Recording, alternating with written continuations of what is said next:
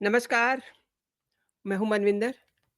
MBN network पे आप सभी लोगों का बहुत स्वागत है। अरविंद केजरीवाल और उनकी पार्टी दोनों पर ही संकट आ चुका है, यानी कि दोनों ही बुरी तरह से फँस चुके हैं। आप कहेंगे कि अरविंद केजरीवाल तो पहले से ही फँसे हुए हैं।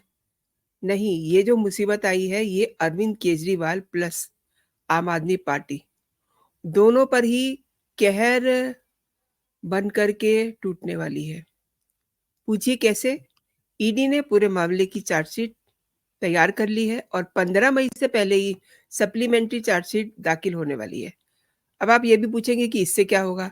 तो जनाब, इससे आम आदमी पार्टी की मुश्किलें बढ़ने जा रही हैं, यानी कि आम आदमी पार्टी भी शराब घोटाले में पार्टी बनने जा रही है, आरोपी बनने जा रही है। और यदि आम आदमी पार्टी आरोपी बनती है, तो ये देश के इतिहास में पहली बार होगा। अब जब से अरविंद केजरीवाल ने दिल्ली की सत्ता सँभाली है एज़ ए सीएम, तब से बहुत कुछ ऐसा हो रहा है जो पहली बार हो रहा है। ताज़ा मिसाल आपके सामने ही है। वो पहले ऐसे उप मुख्यमंत्री हैं जो बिना इस्तीफ़ा दिए जेल में गए हैं। वो पहले ऐसे मुख्यमंत्री हैं जिन्होंने अपनी गिरफ्तारी से पहले ही अपने लिए ये कह कर के रेफ़रेंडम करवाया था कि अगर मुझे जेल जाना पड़ जाएगा तो मैं जाऊँ, या जेल में जाऊँ, या मैं इस्तीफ़ा दूँ, या मैं सरकार जेल से चलाऊँ। इस बात का उन्होंने रेफ़रेंडम करवाया था। अब राजनीति बदलने आए थे, उन्होंने ऐसी राजनीति बदली कि सब कुछ बदल दिया। अब ये भी पहली बार होगा कि पीएमएलए एक्ट में कोई भी राजनीतिक दल शिकंजे में आएगा। उस पर मनी लॉन्ड्रिंग का मुकदमा चलेगा। और ये भी पता चल रहा है कि इसमें कुछ नए नाम शामिल हो सकते हैं। अभी तक इसमें 17 गिरफ्तारियाँ हुई हैं, जिनमें के कविता, मनीष सिसोदिया, संजय सिंह जो इस समय बेल पर हैं, बाहर हैं, अरविंद केजरीवाल और चरणप्रीत सिंह। लेकिन जल्द ही कुछ हाई प्रोफाइल नाम शामिल होने वाले हैं। इसमें संजय सिंह बहुत शोर मचा रहे हैं जमानत से बाहर आने के बाद, लेकिन हो सकता है कि दोबारा से उनको अंदर जाना पड़ जाए। उनका नाम हाई प्रोफाइल लोगों में शामिल किया जा सकता है। इस आशय के संकेत आपको याद होगा कि ईडी ने उस समय दिए थे जब मनीष सिसोदिया की सुप्रीम कोर्ट की सुनवाई हो रही थी। अब सुप्रीम कोर्ट का ये कहना था कि आपने बेवजह मनीष सिसोदिया को क्यों इतने लंबे समय से जेल में रखा हुआ है, या तो बताइए कि क्या बात है? तो उस जवाब में ईडी के सॉलिसिटर जनरल एसवी राजू ने ये कहा था कि आम आदमी पार्टी को भी इस शराब घोटाले में पार्टी बनाया जा सकता है, क्योंकि ऐसे उनके पास सबूत हैं। तो ऐसा लग रहा है कि अब वो समय आ गया है। और अब आप ये भी समझ लीजिए कि केजरीवाल और आम आदमी पार्टी पर भी बड़ा संकट आ गया है। इससे आप सोचेंगे कि अरविंद केजरीवाल तो पहले से बहुत सारी मुसीबतों में फँसे हुए हैं, जेल में हैं, अपनी रिहाई के लिए मारे-मारे फिर रहे हैं, कभी इस कोर्ट में, कभी उस कोर्ट में। हाई कोर्ट ने उन्हें कह दिया है कि आपकी गिरफ्तारी जायज़ है। अब उनकी सुनवाई जो है वो सुप्रीम कोर्ट में 29th ऑफ अप्रैल को है, तो इससे ज़्यादा उनके लिए प्रॉब्लम क्या हो सकती है? बहुत बड़ी प्रॉब्लम उनके साथ होने वाली है। उनकी पार्टी के खाते सीज़ हो जाएँगे और अरविंद केजरीवाल की गिरफ्तारी जैसे इस समय जायज़ और नाजायज़ के फेर में पड़ी हुई है, उसको हम देख रहे हैं। एक कोर्ट ने कह दिया है कि ये इनकी गिरफ्तारी जायज़ है। अब एक कोर्ट में उसको और पहुँचा दिया गया है। लेकिन अगर पार्टी फँसी और पार्टी का सुप्रीमो का क्या हाल होगा? ये सोचने की बात है ना। वैसे 22 अप्रैल को कोर्ट ने जो 2-3 याचिकाएँ सुनी, उससे अरविंद केजरीवाल को आईना तो दिख ही गया होगा और आईने से धूल भी झाड़ दी है राउज़ एवेन्यू कोर्ट ने, हाई कोर्ट ने। राउज़ एवेन्यू कोर्ट ने सोमवार को ये साफ कह दिया कि फिलहाल केजरीवाल को अपने डॉक्टर से परामर्श करने की इजाज़त नहीं है। तो ये एक बहुत ही इंसल्टिंग साउंड होता है। लेकिन इसकी वजह है ना कोर्ट के पास। इसकी वजह है कोर्ट के पास इसलिए क्योंकि वो झूठ पे झूठ बोल रहे हैं। उनको इंसुलिन की ज़रूरत नहीं है, लेकिन वो शोर मचा रहे हैं, अंदर से चिट्ठियाँ लिख रहे हैं, जाने कौन चिट्ठियाँ लिख रहा है कि उनको इंसुलिन चाहिए, जबकि वो खुद ही इंसुलिन छोड़ कर के टैबलेट पे खुद को ला रहे हैं, ताकि उनकी बॉडी इंसुलिन से दूर हटे। लेकिन उन्हें कुछ ना कुछ कहना है, इसलिए वो कह रहे हैं और ये बात कोर्ट को समझ आ रही है। अब तिहाड़ जेल अथॉरिटी की ज़िम्मेदारी होगी कि अरविंद केजरीवाल को जेल के अंदर जो भी उनको ज़रूरी अ मेडिकल हेल्प है वो उनको दी जाए और उनकी सेहत का ध्यान रखा जाए, नो डाउट। और अरविंद केजरीवाल की सेहत के बारे में अगर किसी एक्सपर्टी की ज़रूरत होगी, एक्सपर्टी कंसल्टेशन की ज़रूरत होगी, तो इसके लिए तिहाड़ अथॉरिटीज़ एम्स के बोर्ड से सलाह लेगी और एम्स के डॉक्टर्स का इसके लिए बोर्ड बनेगा, बोर्ड का गठन किया जाएगा। बोर्ड में सीनियर एंड्रोक्रिनोलॉजिस्ट होंगे एंड डायबिटोलॉजिस्ट होंगे, जो दोनों चीज़ों को देखेंगे। अरविंद केजरीवाल की सेहत और जो उनकी हेल्थ से जुड़े हुए इश्यू हैं, उनमें अगर ज़रूरी होगा, तो मेडिकल बोर्ड उन्हें डाइट और एक्सरसाइज़ प्लान देगा, यानी कि उनका पूरा ख़्याल रखा जाएगा। लेकिन इससे केजरीवाल को क्या फ़र्क पड़ रहा है?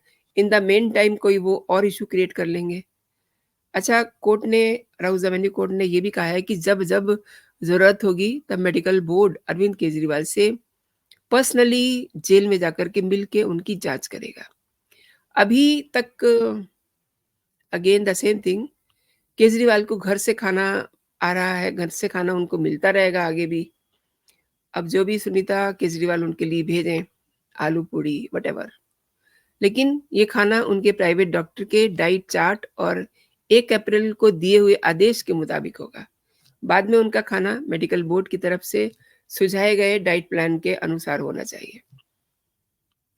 और जेल अथॉरिटी ये सुनिश्चित करेगी कि केजरीवाल को मिलने वाला खाना जो डॉक्टर सलाह दे रहे हैं उसके अकॉर्डिंग हो। अगर केजरीवाल इसका पालन नहीं करते तो जेल अथॉरिटी तुरंत इस बात को कोर्ट को बताएगी, यानी कि कोर्ट के संज्ञान में लाएगी। एम्स का मेडिकल बोर्ड जल्द से जल्द कोर्ट में अपनी रिपोर्ट सौंपेगा, यानी कि उनका पूरा मेडिकल चेकअप होगा और उसके बाद वो अपनी रिपोर्ट बना कर के कोर्ट को सौंपेगा कि केजरीवाल को फ़िलहाल इंसुलिन की ज़रूरत है या नहीं। अगर केजरीवाल की सेहत ठीक है या उन्हें भविष्य में किसी एक्सपर्टी की ज़रूरत पड़ती है, तो जेल अथॉरिटी मेडिकल बोर्ड से सलाह लेकर के इस पे फैसला कर सकती है। तिहाड़ जेल अथॉरिटी अरविंद केजरीवाल की रिपोर्ट हर 15 दिन में अ, कोर्ट को प्रस्तुत करेगी। अब बात आती है खाने की। खाने पे बड़ा बवाल हुआ क्योंकि उन्होंने कोर्ट में जेल में अंडे भी खाए, आम खाए एंड आलू, पूड़ी, मिठाइयाँ, सब कुछ खाया, हलवा भी खाया। तो दिल्ली के राउज़ एवेन्यू कोर्ट ने अपने आदेश में ये कहा कि केजरीवाल को जो डॉक्टर ने कहा है उसके अकॉर्डिंग ही, उसके कंसल्टेशन के अकॉर्डिंग ही खाना दिया जा रहा था, ये केजरीवाल ने कहा। और कोर्ट ने क्या कहा? कोर्ट ने कहा कि तिहाड़ जेल में केजरीवाल को घर से दिए खाने की लिस्ट से ये साफ है कि उन्हें जो खाना दिया जा रहा था वो नहीं था जो उन्हें डॉक्टर ने कहा था। अरविंद केजरीवाल के डॉक्टर ने जो चार्ट बनाया उसमें कहीं ये नहीं लिखा है कि वो आलू, अरबी या आम खा सकते हैं। आलू, अरबी और आम। वैसे एक लाइन में आपको मैं बताऊँ, जो शुगर का पेशेंट होता है ना उसको जितनी भी व्हाइट चीज़ें होती हैं वो नहीं खानी होती और आम, आम में तो बहुत ज़्यादा शुगर होती है। ऑल फ्रूट्स उनमें शुगर होती ही है, लेकिन फिर भी घर से बने हुए खाने में उन्हें जब अरबी और आलू दिया जा रहा है, तो ये सोचने की बात है। कोर्ट ने अरविंद केजरीवाल के वकील की इस दलील पर भी ये लिखा है कि आम का ग्लाइसेमिक इंडेक्स सफ़ेद या ब्राउन राइस से कम होता है, क्योंकि अरविंद केजरीवाल के डॉक्टर ने खुद उन्हें खाने में आम खाने की सलाह नहीं दी थी। वही बात जो मैं बता रही थी आपको कि उनको अगर चावल खाने हैं तो ब्राउन चावल खाने हैं, ब्रेड खानी है तो ब्राउन ब्रेड खानी है और मैदे का इस्तेमाल नहीं करना है। अदालत ने अपने आदेश में ये भी कहा है कि ये समझ से बाहर है कि डॉक्टर की बनाई हुई चार्ट से अलग उनके परिवार की तरफ से जेल में खाना क्यों भेजा जा रहा था। रियली मतलब हम लोग भी बड़े इस बात को लेकर के सोच रहे थे कि सुनीता केजरीवाल क्यों अपने पति को ज़हर देने पे आमादा है।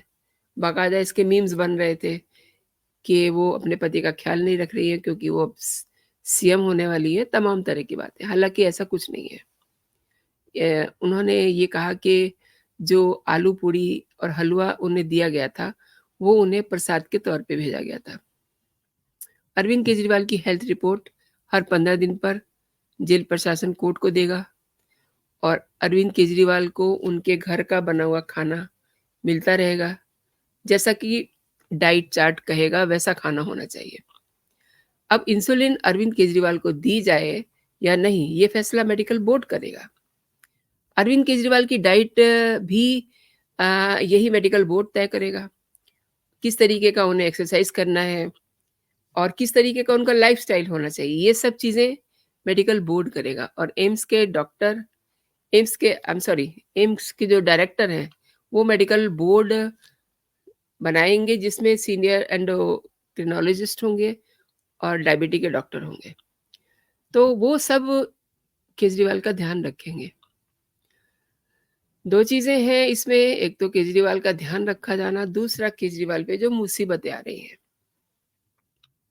अब सवाल ये है कि जो आम आदमी पार्टी के सुप्रीमो हैं, उन पर इतनी सारी मुसीबतें आने के लिए तैयार खड़ी हैं।